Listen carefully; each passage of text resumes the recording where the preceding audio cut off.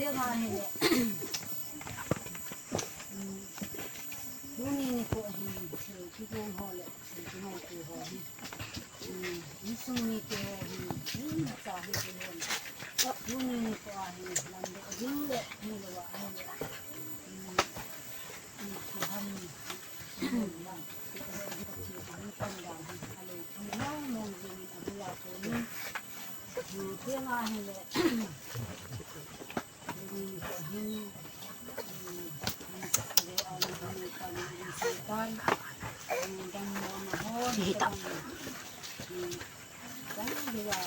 Chơi lâu đi.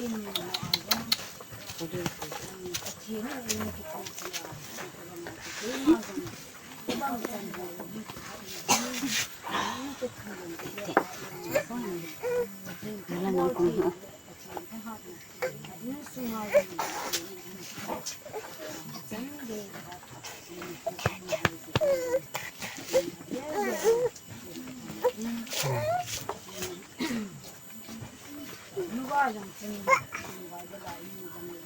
Thì theo con mà.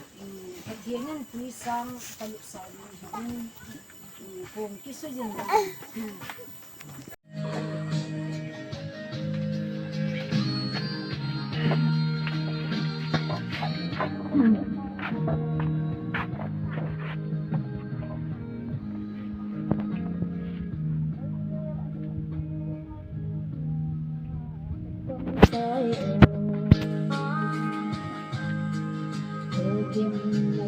chẳng thôi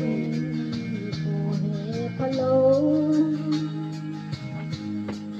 thêm có tâm tin diễn thăm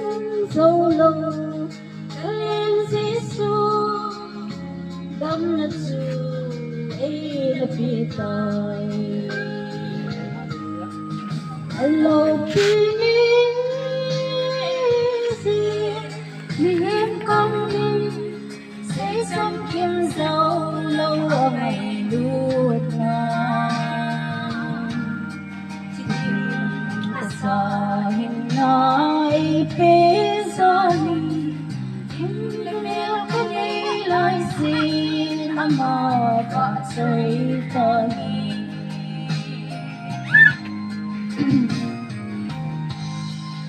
đã cùng tắt mòn lên Giêsu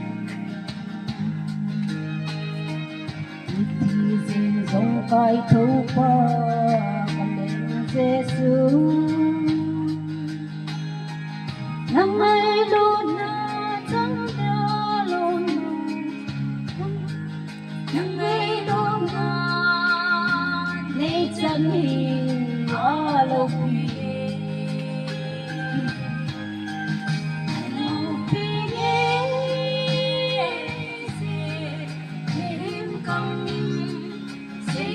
kiếm dâu lâu ngày đút na chỉ tình ta xa hình nào đi phía gia đình in lên men cái ngày lại xin ama vợ trời ta nghe